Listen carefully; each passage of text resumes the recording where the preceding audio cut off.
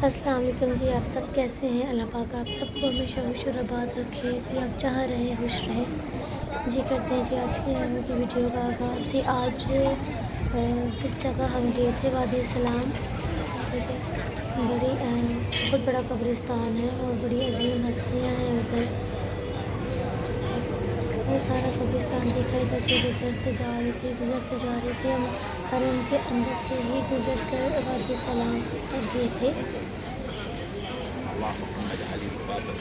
फिर जी रास्ते में मुझे ये कपड़ा मिला जिस पर चारों को लिखे हुए थे, ये मैंने ले लिया। मैंने कहा ये मस्क वगैरह करने के लिए सारी ज़ियारत के कपड़े को सारा मस्क करेंगे। फिर बंदा ये इमाम ज़मान के लिए भी यूज़ कर लेते हैं ये कपड़ा सारा।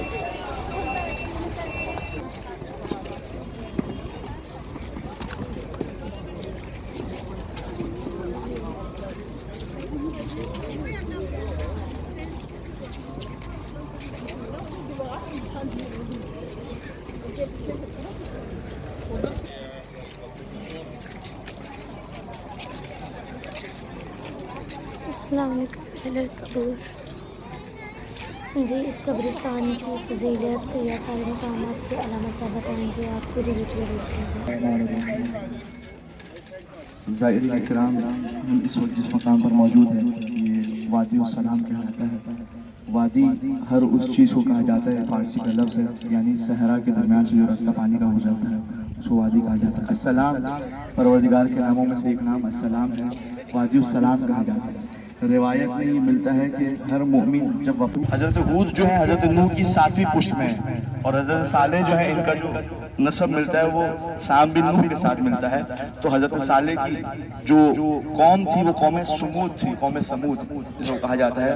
और कौम समूद बहुत मारूफ, कुरान की अगर तिलावत करें तो उसके अंदर कई जगह पर कौम आद और कौम समूद का जिक्र है।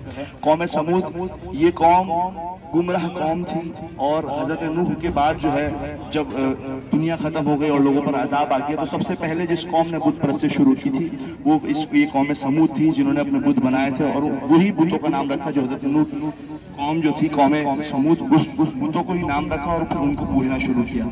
लेकिन यही वाली बात है कि हज़रत सालेह ने तौहीद की तरफ दावत दी कि आओ तुम परवरदिगार की परस्तिश करो, वही खालिक है, वही रब है। तो उन्होंने उस बात का इनकार किया। फिर हज़रत सालेह ने कहा कि देखो, अगर तुम्हारा रब हकीकी रब है तो उससे कहो और उससे दरखास्त करो कि वो जो है कोई हमें मौजा दिखाए। अगर वो दिखा सकता है तो दिखाए। फिर उन्होंने दरखास्त की, लेकिन कोई मौजा नहीं हुआ। फिर कौम ने हज़रत सालेह से दरखास्त की कि तुम अगर तुम्हारा परवरदिगार हकीकी रब है तो उससे कहो कि सामने जो पहाड़ है इस पहाड़ से कोई ऊँटनी निकाल कर दिखाए। फिर हज़रत हूद ने हज़रत सालेह ने दुआ की परवरदिगार से, और फिर ऊँट से यानी ऊँटनी जो थी वो पहाड़ से निकली है। फिर कहा कि हमें जो है इसके बच्चे भी चाहिए। फिर उसके बच्चे भी हुए। फिर कहा कि इसका दूध, फिर बच्चे दूध भी पिए। फिर उन्होंने कहा दूध भी पिया। फिर उन्होंने, फिर कौम थी वो नहीं मानी। फिर एक नहर थी, हज़रत सालेह ने कहा कि एक दिन पूरी कौम इस नहर से पानी पिएगी और एक दिन फकत ऊँटनी जो है इस नहर से पानी पिएगी, और जिस दिन ऊँटनी पानी पिएगी उस दिन तुम सब जो हो उसके दूध से इस्तेफादा करना। तो एक एक दिन बारी थी, लेकिन कौम को ये पसंद नहीं आया कि एक दिन फकत ऊँटनी पानी पिए। तो उन्होंने इस नाक़े साले, नाका बोलते हैं ऊँटनी को, नाक़े साले को ज़िबह कर दिया। और नाक़े साले को ज़िबह करने के नतीजे में पूरी कौम के ऊपर अजाब आया। और सूरह शम्स के अंदर मौजूद है वो कदब समूद बितक़वाइदिम बाअथा फ़अशक़ा फदमदम अलैहिम रब्बुहुम बिज़ंबिहिम, यानी पूरी कौम के ऊपर अजाब आया और पूरी कौम जो है वो गरक हो गई है। ये कब्रिस्तान बहुत अजीम कब्रिस्तान है। इस कब्रिस्तान के अंदर उरफा, उलमा, शुहदा, यानी खुद रिवायत के अंदर एक रिवायत में ये भी मिलता है कि हज़रत अली खुद यहाँ पर आए हैं। और जब रसूल खुदा मेराज पर गए हैं तो मेराज के रस्ते में फिर रसूल खुदा ने परवरदिगार से इजाज़त तलब की, परवरदिगार मुझे इजाज़त दे कि मैं इस ज़मीन पर रुकूं। पहले मस्जिद कूफा के अंदर रुके, उन्हें जैसे हमने दक्कतुल मेराज जो था वहाँ पर रसूल खुदा ने नमाज अदा की। और फिर वादी सलाम के अंदर भी रिवायत में मिलता है कि रसूल खुदा ने इस वादी सलाम के अंदर भी आकर इबादत की और नमाज अंजाम दी। इसी तरीके से उरफा, कई उलमा, कई मुज्तहिदीन जो हैं, और इसके अलावा कई अंबिया जो हैं, 70,000 से ज़्यादा अंबिया जो है इस ज़मीन के अंदर मदफून है। बड़ी बाबरकत सरजमीन है। और उरफा, अभी आप आगे जाएंगे, अली कादी तबतबाई, बड़े एक आरिफ जमात है और आयतुल्लाह खुई और बड़े बड़े उलमा के उस्ताद रहे हैं आयतुल्लाह कादी तबाताबाई, वो इरफान की आला मंजिलों पर फायज है। इनके बारे में मिलता ये है कि जब लोग उनके पास इस्तिखारा करवाने आते थे तो फकत बोलते थे कि इस्तिखारा करवाना है, वो पहले से पहले बता दें कि तुम्हारी बेटी का नाम ज़हरा है और वो लड़का जिसका रिश्ता है उसका नाम अली है, इस तरीके से तो तुम ये रिश्ता कर दो। काकिबला भी तो आपको नाम भी नहीं बताए हैं, आप पहले से ही हमें जवाब दे देते हैं। इसका मतलब है कि वो आरिफ थे, वो बहुत कुछ जानते थे। एक मरतबा किसी ने पूछा कि किबला आप हमें बताइए कि क्या हजरत अली का यकीनन यानी असली में क्या मुर्दों को जिंदा किया करते थे, क्या ये रिवायत दुरुस्त है, क्या ये रिवायत सही है? कहा देखो मैं तो उस वक्त नहीं था मगर मैं एक ऐसी हस्ती को जानता हूँ जो कि नबी सुलेमान के जमाने से आज के दिन तक जिंदा है, मैं उससे पूछ कर तुम्हें बता सकता हूँ। यहाँ तक कि वो इस मकाम पर फायज थे और बड़े बड़े मराजिईन के उस्ताद थे। तो अभी हम आगे जाएंगे, मकाम इमाम ज़माना भी मौजूद है, यानी मकाम इमाम ज़माना वाजिब सलाम के अंदर के जिस जगह इमाम ज़माना को देखा गया है, मिलता यह है कि रवायत के अंदर इस जगह पर इमाम ज़माना ने नमाज पढ़ी है और इमाम जाफर सादिक अलैहिस्सलातु वस्सलाम सलवात पढ़ने में मोहम्मद जब भी इराक की सरजमीन के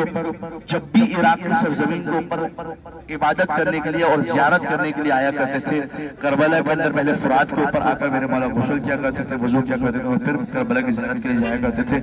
मस्जिद सहला, मस्जिद हन्नाना की अंदर अमाल करते हुए, नमाज़ें पढ़ते हुए जब मौला अली की ज़ियारत के लिए आया करते थे, पहले वादी सलाम की इबादत किया करते थे, फिर यहाँ से जो है मेरे मौला हज़रत अली इब्न अबी तालिब की ज़ियारत के लिए जाया करते थे।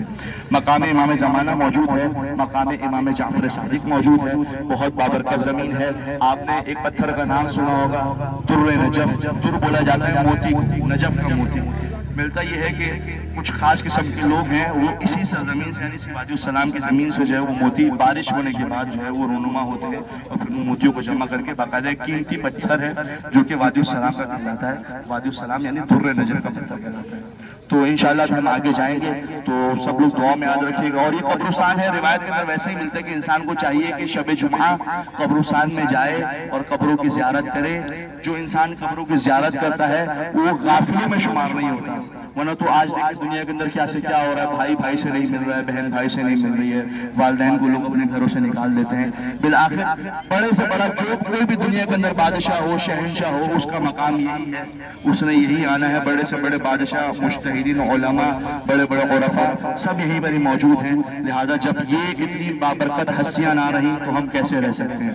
बिल आखिर परवरदिगार से हम दस्तबद्दुआ मालिक हम सब के हाजात को अपनी बारगाह के अंदर कबूल व मकबूल फरमा, हम सब के तमाम गुनाह कबीरा सगीरा को माफ फरमा, हम सब की ज़ियारत को अपनी बारगाह के अंदर कबूल व मकबूल फरमा। बीवी ज़हरा राजिया मर्दिया को सबसे राजी व खुशनूद फरमा। पालने हम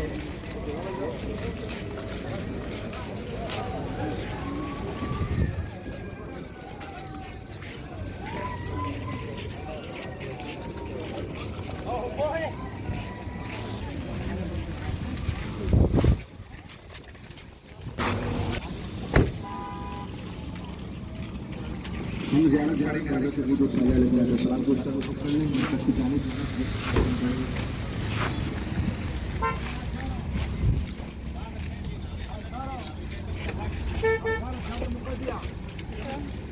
देखा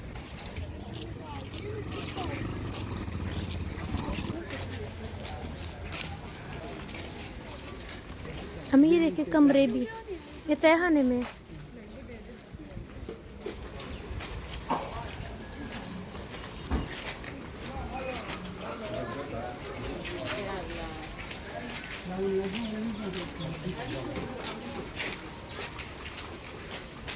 ये पानी किस चीज़ का इन्होंने भरा हुआ है? नहीं पता, मुझे लगता है ये वो कब्रों के ऊपर डालने के लिए है शायद पानी ना।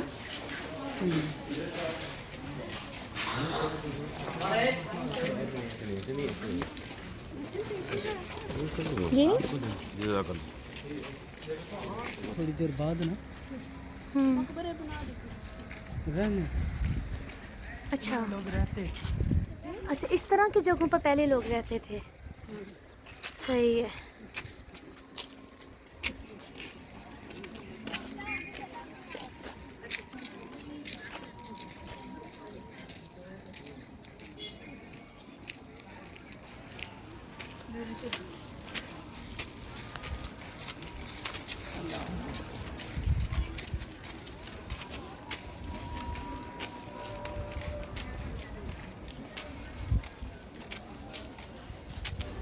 ये जो कब्रिस्तान है इसमें कब्रें हर किस्म की बनी हुई है। पर कुछ लोगों ने कमरा पूरा बना के अंदर दफनाया हुआ है। कुछ लोगों ने ऊपर शेड वगैरह बना दिए हुए हैं। और इस कब्रिस्तान में तस्वीरें जो है ना वो हर कब्र पे ज़्यादातर लगी हुई हैं, जो भी इधर जिसका भी इंतकाल हुआ है। अलग अलग तरह से इधर सबने कब्रें बनाई हुई हैं। ये रिवाज है अरब का।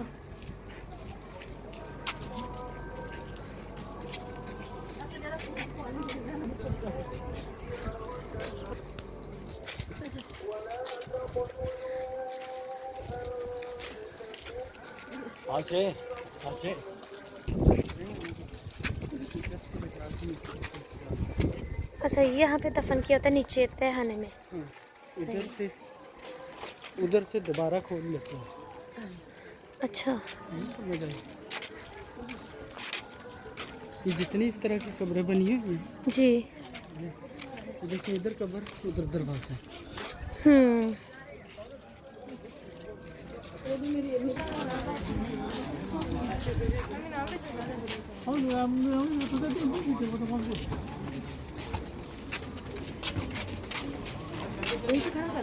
पड़ी है, मगरिब भी होने वाली है। आप लोग पहले खौतीन जाके ज़ियारत कर लें, फिर मर्तज़ा जाके ज़ियारत करेंगे। पर मोहम्मद व आले मोहम्मद सल्लल्लाहु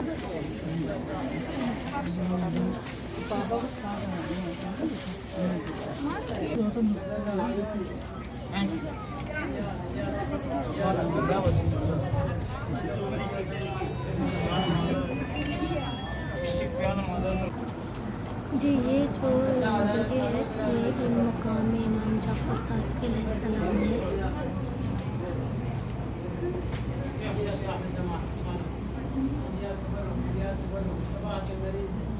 ये जो सामने लगा है जिस पर रेड कलर की लाइट्स हैं, ये इमाम जाफ़र सादिक़ अलैहिस्सलाम का मकाम है।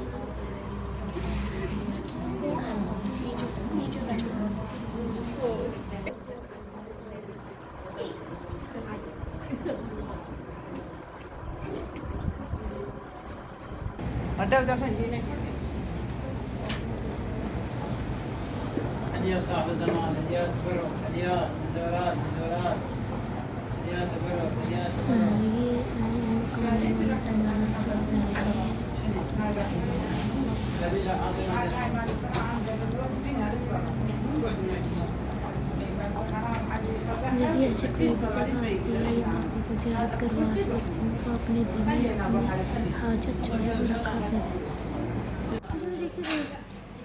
और ये कुआं मुबारक है इमाम ज़माना का, बहुत गहरा है।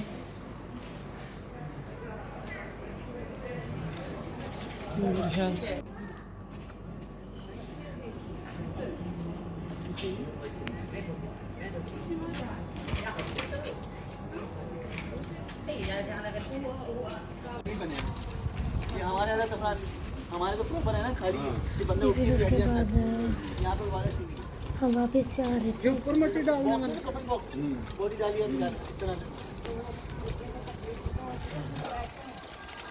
अरब का रिवाज ही ऐसा है, अरब का रिवाज ही ऐसा है। अच्छा, क्या है पाकिस्तानियों का एक सेपरेट जो पोर्शन है कब्रों का। आयतुल्लाह बशीर नजफी। आयतुल्लाह बशीर नजफी जी, मुलाकात होगी जब बगदाद जाएंगे ना। जी, सही हो गया। तो उन्होंने ज़मीन दी हुई है पाकिस्तानियों के लिए। अच्छा, खरीदी हुई है पाकिस्तानियों के लिए के वक्त की लिए ना, तो वो पाकिस्तानी जाए उनके लिए। लेकिन जब जाहिर है अल्लाह माफ़ करे वो इंतकाल कर गए तो वो पैसे कैसे देगा? जाहिर ही अकेला आया है। वो बस जाहिर सी बात है, जो भी है जो अकेला है उसको मौला खुद ही बाप बना देते हैं, तो टेंशन ही नहीं है। तो कोई होता ही आवाज ये वाला ऐलान करेंगे वो पैसे दे देंगे।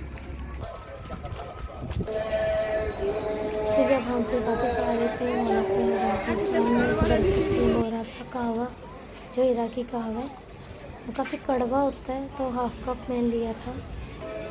अच्छा वैसे ठीक है जी। आप अगर आपको वीडियो अच्छी लगी हो तो कुछ भी अगर आपको इसमें कोई नॉलेज हो है जी, इसको लाइक करें, सब्सक्राइब करें, शेयर करें। मिलते हैं नेक्स्ट वीडियो में। अल्लाह हाफिज़।